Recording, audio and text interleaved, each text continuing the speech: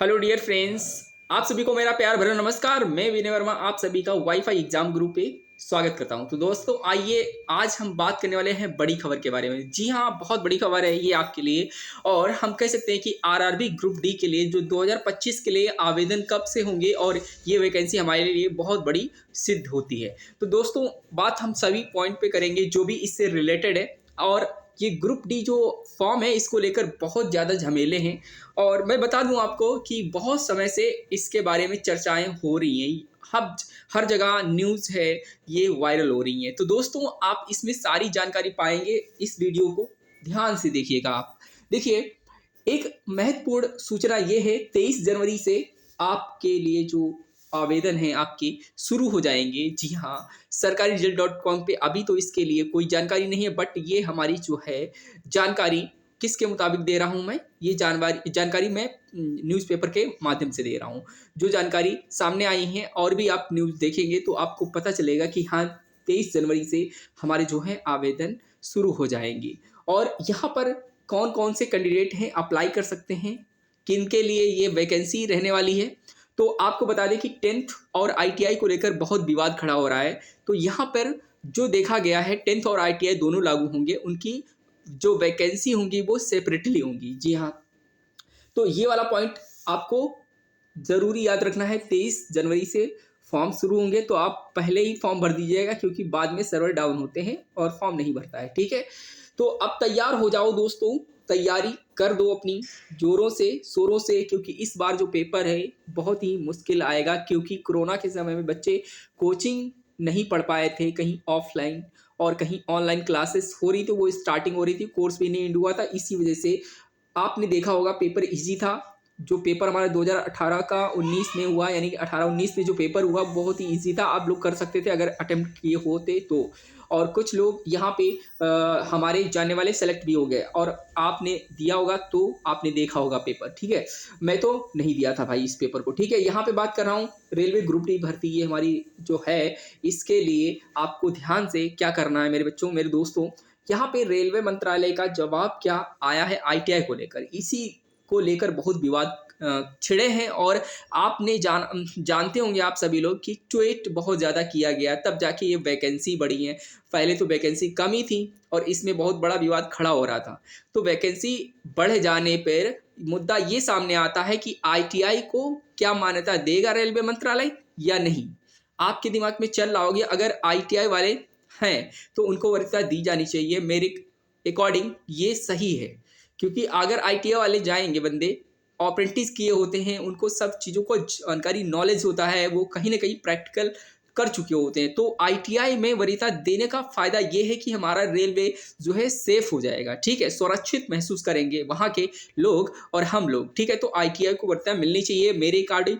जो रेलवे मंत्रालय का जवाब क्या है वो भी हम बात करेंगे इंड में। ठीक है, सारे पॉइंट क्लियर करते चलेंगे आपके। तो इसका मतलब ये है कि हमें पता है कि ट्वीट किया गया तब वैकेंसी बढ़ी है, और आप भी जानते हैं, और इसी को लेकर और भी ट्वीट किए जा रहे हैं। कम से कम 1 वीक हो गया तब से। ठीक है, तो यहाँ पे कक्षा 10 जो है उनकी तो बल्ले बल्ले, जी हाँ, वो खुश होंगे क्योंकि उनको मौका मिला है। कक्षा 10 पास ग्रुप डी की नौकरी पा सकेंगे। अब इसमें वेतन जो है बढ़ गया है, अब जो वेतन मिलेगा, क्या मिलेगा, पहले की अपेक्षा ज़्यादा मिलेगा। तो इसकी सैलरी भी बढ़ गई है। तो ये सब जानकारी आपको बतानी है। और देखिए मेरी बात सुनिए, अगर आप इस परीक्षा में पास हो जाते हैं तो सैलरी ज़्यादा मिलेगी पहले की अपेक्षा। और ये तैयारी आप जब करेंगे बढ़िया से तभी आप सेलेक्ट होंगे, क्योंकि इसमें जाती है वैकेंसी, मतलब रहती है वैकेंसी पे डिपेंड करता है कि कट ऑफ कितनी उनको देनी है। 93-90 ऐसे लोग करके आते हैं। तो सोचिए क्या हालत हो रही होगी उन विद्यार्थियों की जो लोग अब तैयारी करना शुरू करेंगे। ठीक है, जो पहले से तैयारी कर चुके हैं उनके लिए तो बहुत बड़ी अपॉर्चुनिटी है और बढ़िया बेहतर कर पाएंगे ये परफॉर्मेंस, ऐसा लोग कहते हैं। और ऐसा एक्सपीरियंस मेरा बोलता है कि क्योंकि उनको सब चीज़ें पता होती है ना, और उनके अकॉर्डिंग सारे क्वेश्चन बन जाएंगे। आपके अकॉर्डिंग पहली बार अगर कर रहे हैं तो मुश्किल आती है। ठीक है, तो कक्षा 10 वाले तो खुश हो जाएंगे।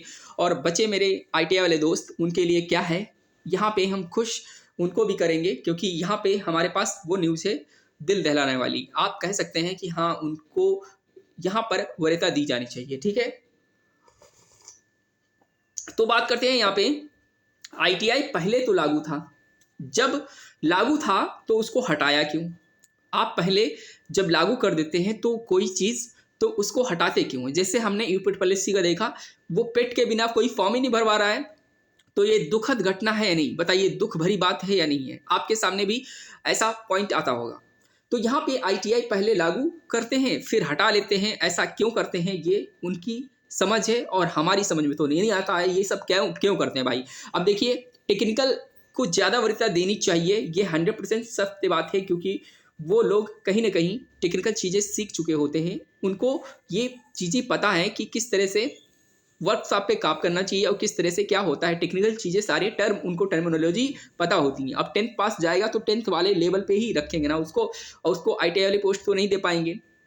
तो जब यहाँ पे ऐसी बात आती है तो आप और भी देखिए इन्फॉर्मेशन, आईटीआई और अप्रेंटिस क्वालिफिकेशन। अब आईटीआई किया हो बंदा, अप्रेंटिस ना किया हो, तो उनके लिए यहाँ पर मुद्दा खड़ा होगा। तो मुद्दा यहाँ पे खड़ा होगा कि आईटीआई तो है, अप्रेंटिस नहीं है। जिन लोगों ने अप्रेंटिस किया है, मुझे कमेंट करके बताइएगा दोस्तों, क्योंकि ये यहाँ पर उनको फ़ायदा मिलेगा। जिन बंदों ने अप्रेंटिस किया होगा 1 साल का या 6 महीने का, उनके लिए ये बेनिफिट करेगा, ठीक है। और यहाँ पे क्यों लागू होगा ऐसा? क्योंकि वर्कशॉप में लागू ये सब चीज़ें होंगी, और अप्रेंटिस किया होगा वो वर्कशॉप में जरूर काम किया होगा, कहीं ना कहीं टर्मिनोलॉजी उसको पता होंगी, इसी वजह से, ठीक है। और बात करते हैं आईटीआई में वैकेंसी की। बात करें तो आईटीआई में लगभग अभी तक जो पता चला 2700 वैकेंसी के बारे में बात हुई थी, ठीक है। लगभग 3000 अप्रॉक्सीमेट भी नहीं है, 2500 2500 के आसपास है, यानी 2700 वैकेंसी हमारे आईटीआई वालों के लिए थी।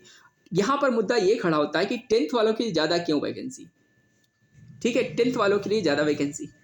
अब जो डिप्लोमा होल्डर है उसको तो चाहिए ज़्यादा वैकेंसी, क्योंकि उसने डिप्लोमा किया है और उसको सेपरेटली वैकेंसी चाहिए, ठीक है। तो सेपरेट वैकेंसी तो रहेगी, बट ज़्यादा 10th वालों की रहेगी और आईटीआई वालों की कम रहेगी। ये दोनों बातें सही हैं, मैं मानता हूँ, लेकिन कहीं ना कहीं आईटीआई वालों का लॉस है कहीं, ठीक है। उनको ये आहत होगा, दुख होगा कि मैंने इतनी मेहनत की, अप्रेंटिस किया और आईटीआई किया। ये सब आईटीआई करने के बाद अप्रेंटिस होती है, ठीक है, तो किया। इसमें कहीं ना कहीं देखो समय बर्बाद होता है, पैसे, और ये सब चीज़ें लॉन्ग टर्म होती हैं, ये शॉर्ट टर्म नहीं है। आपने आज एडमिशन लिया, कल कर लिया, और आपने अप्रेंटिस आज ज्वाइन किया, कल कर लिया, तो ये सब देखो लॉन्ग टर्म ड्यूरेशन की चीज़ें होती हैं। इसमें बहुत दिक्कत होती है। स्टूडेंट कहीं ना कहीं स्ट्रगल करके अपनी ज़िंदगी में आगे बढ़ना चाहता है, तो उसके लिए ये सब मुद्दे हैं। अब देखिए, ये पॉलिटिक्स का मामला है। अब इसमें कोई हम हस्तक्षेप नहीं करेंगे, क्योंकि ये राजनेता जो करेंगे वही होगा, और यहाँ पर हम लोग सिर्फ अपनी बात रख सकते हैं। हमें स्टूडेंट को पढ़ना भी है और अपनी हक की लड़ाई के लिए लड़ना भी है, तो दोनों बातें हमें फेस करनी पड़ती हैं। तो ये सब फेस करना पड़ेगा आपको और हमको। तो यहाँ पे देखते हैं कई आंदोलन हो जाते हैं। ऐसा तो आंदोलन पहले रिवोल्यूशन आया तब नहीं हुआ था 1857 में, आज ऐसे आंदोलन होते हैं, महाआंदोलन होते हैं। बिहार में कितना बीपीएससी के लिए आंदोलन हुए, कई लोग मार खा गए, कई लोग हॉस्पिटल पहुंच गए। ऐसे सब चीज़ें न्यूज़ें चलती रहती हैं, अपनी इंडिया है ये, ठीक है। तो यहाँ पे कभी कुछ भी हो सकता है, यहाँ कुछ नहीं कहा जा सकता। आइए बात करते हैं। और देखिए मेरे दोस्त, आईटीआई लागू हो, हम इस बात से सहमत हैं, और कितने लोग सहमत हैं ये बताइएगा। मैं ये नहीं कहता कि आईटीआई को हटा ही दो, 10th को हटा ही दो, क्योंकि 10th पैटर्न पे ही आईटीआई आया है। जिसने 10th किया आईटीआई कर लिया, 12th किया फिर भी आईटीआई कर लिया, तो वहाँ पे तो कहीं ना कहीं एजुकेशन, चलो ठीक है, एजुकेशन तो सभी के पास है, और यहाँ पे आईटीआई लागू होना चाहिए। इसका मतलब इसकी वैकेंसी थोड़ा इंक्रीज करना चाहिए। इनका दुख बहुत है, देखो आईटीआई वाले दुख व्यक्त नहीं कर सकते, और अपना दुख किसको कहा जाए। ये सब देखो सबके साथ हो रहा है। इनका बहुत दुख है भाई आईटीआई वालों का, इनके लिए कुछ करो सरकार। मैं रेलवे मंत्रालय से गुजारिश करूंगा, ठीक है, और मैं भी लगा हुआ हूँ आप सभी लोगों के लिए, ठीक है। ट्वीट जब होता है तो हम करते भी हैं, ठीक है। तो यहाँ पे हम इसके बिना रेलवे सेफ नहीं है, किसके बिना? आईटीआई के बिना। तो आईटीआई लागू होगा तब क्या होगा? आईटीआई रेलवे सेफ होगा, हम सब सेफ होंगे। तो दोस्तों यहाँ पर हमारी बात यह है। तो अगर आपको टाइम मिलता है तो ट्वीट जब होगा मैं आपको बता दूंगा, और वहाँ पे आप ट्वीट करेंगे आईटीआई को लेकर, ठीक है। तो दोस्तों ये जानकारी जो है मैं आप तक पहुँचाया हूँ, बहुत ही ज़्यादा चीज़ों को सोच समझकर आपके सामने रखा हूँ। तो आप बताइए कमेंट में कि आईटीआई और 10th में कैसे, किसको वरीयता देनी चाहिए, किसको नहीं। क्या सबको एक ही थाली में चट्टे बट्टे कर देंगे क्या? आपकी क्या राय है, कमेंट जरूर करें। मिलते हैं नेक्स्ट न्यूज़ के साथ में, कोई भी खबर होगी अपडेट आपको देंगे, रेलवे से रिलेटेड और भी जो एग्ज़ाम से रिलेटेड। और जी हाँ, रेलवे के लिए हमारा जो मास्टर बैच आ रहा है उसमें हम लोग प्रैक्टिस करेंगे, तो उसको भी आप ज्वाइन कर लीजिएगा। चैनल को सब्सक्राइब कर लें और अपने तक दोस्तों तक ही शेयर कर दें। जानकारी कैसे लगी ये ज़रूर बताएं। Thank you for watching this video. Bye bye, take care.